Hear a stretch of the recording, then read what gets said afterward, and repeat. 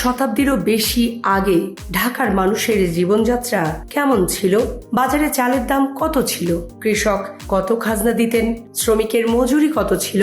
কিংবা সমাজে কারা ছিলেন সবচেয়ে ধনী? এসব প্রশ্নের উত্তর মিলেছে 1912 সালে প্রকাশিত ইস্টার্ন বেঙ্গল ডিস্ট্রিক্ট গেজেটিয়ারে। ব্রিটিশ প্রশাসনের এই সরকারি নথি শুধু পরিসংখ্যান নয়, শতবর্ষ আগের ঢাকার অর্থনীতি ও সমাজের একটি জীবন্ত চিত্র তুলে ধরে। Premium commercial space is now for rent. Featuring ample parking and excellent accessibility, this 4,200 square foot space is ready. Elevate your business and call us today. গেজেটিয়ারের তথ্য অনুযায়ী তখনকার ঢাকা জেলার অর্থনীতির মূল ভিত্তি ছিল কৃষি। জেলার 5 ভাগের 3 ভাগেরও বেশি মানুষ সরাসরি কৃষিকাজ বা কৃষি নির্ভর পেশার সঙ্গে যুক্ত ছিলেন। তবে একই সময়ে পাট চাষ ও ব্যবসা বাণিজ্যের প্রসারের ফলে নতুন এক অর্থনৈতিক শ্রেণীরও উত্থান ঘটে।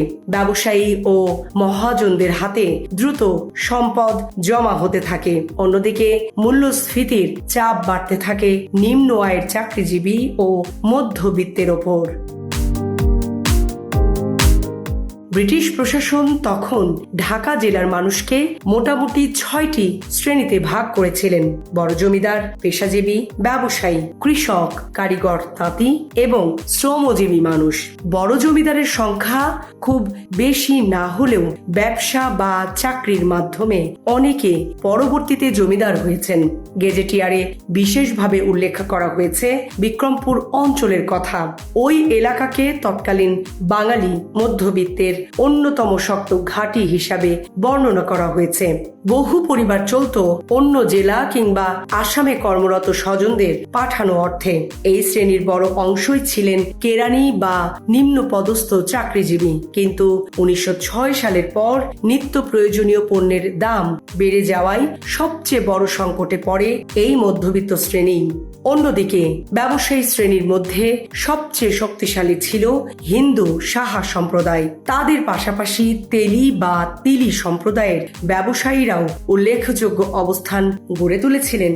ব্যবসা ও মহাজনী থেকে অর্জিত অর্থ দিয়ে এই দুই সম্প্রদায়ের অনেকেই বড় বড় জমিদারি কিনেছিলেন। গেজেটিয়ারের ভাষ্য অনুযায়ী তৎকালীন ঢাকা অঞ্চলের সবচেয়ে ধনী শ্রেণী ছিল ব্যবসায়ী ও মহাজনরা। শতবর্ষ আগে ঢাকার কৃষকদের সবচেয়ে বড় উদ্বেগ ছিল জমির খাজনা।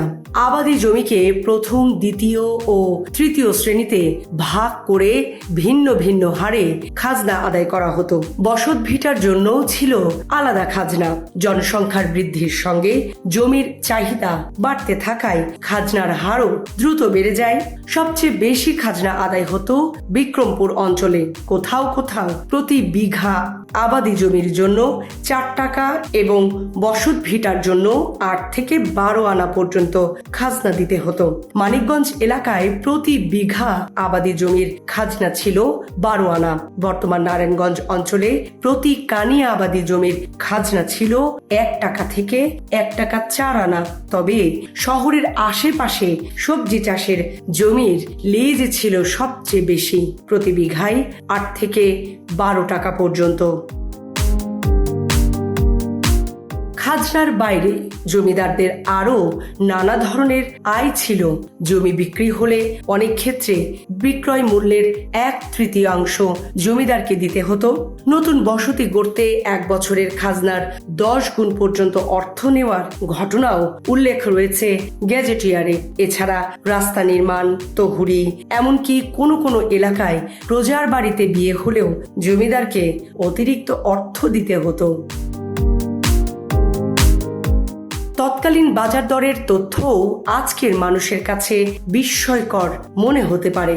সরকারি হিসাবে 1862 সালে 1 টাকায় প্রায় 32 সের বা প্রায় 30 কেজি চাল কেনা যেত। তবে 1866 সালের উড়িষ্যার দুর্ভিক্ষে সেই পরিমাণ নেমে আসে মাত্র 11 সেরে।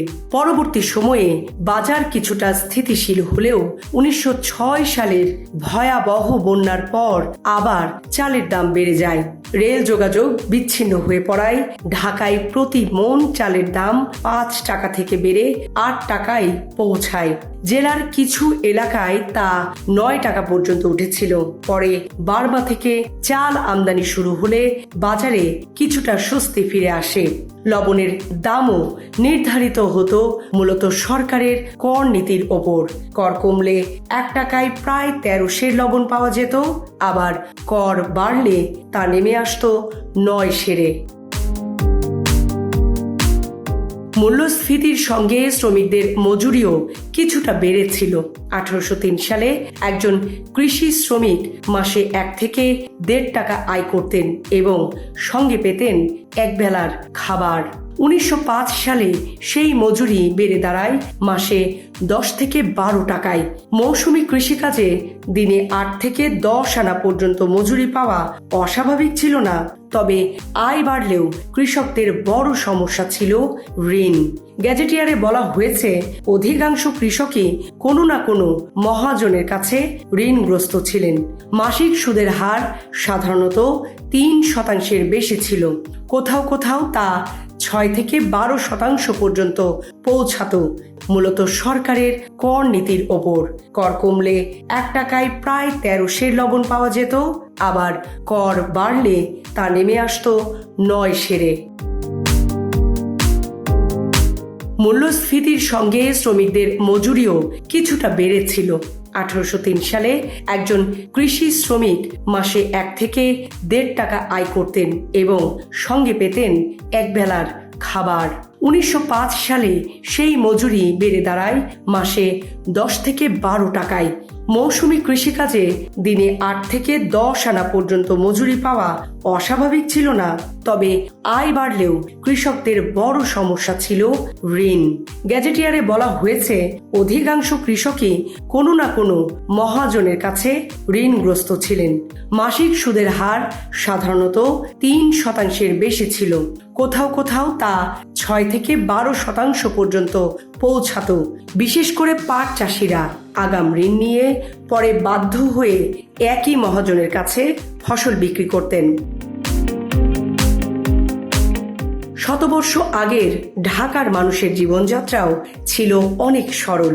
শহরে কিছু ইটের দালান থাকলেও গ্রামের অধিকাংশ বাড়ি ছিল বাঁশ, কাদা ও খড় দিয়ে তৈরি। বন্যাপ্রবণ এলাকায় ভিটা উঁচু করতে বড় অঙ্কের অর্থ ব্যয় হতো।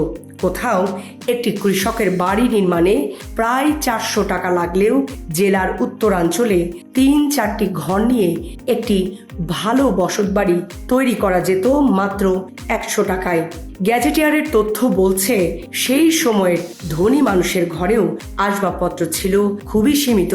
আর মধ্যবিত্তের সবচেয়ে বড় সংকট ছিল মূল্যস্ফীতি ও নতুন ভোগ্য পণ্যের প্রতি আকর্ষণ। গ্রামোফোন, সাইকেলের মতো আধুনিক পণ্যের চাহিদা বাড়ছিল, কিন্তু আয়ের সঙ্গে তাল মিলিয়ে সেই চাহিদা পূরণ করা সম্ভব হচ্ছিল না।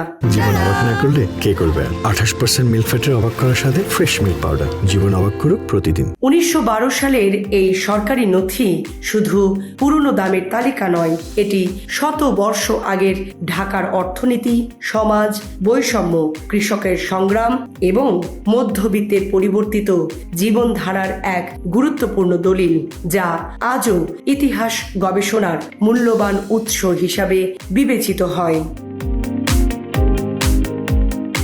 সামরিনা প্রীতি, ঢাকা এক্সপ্রেস।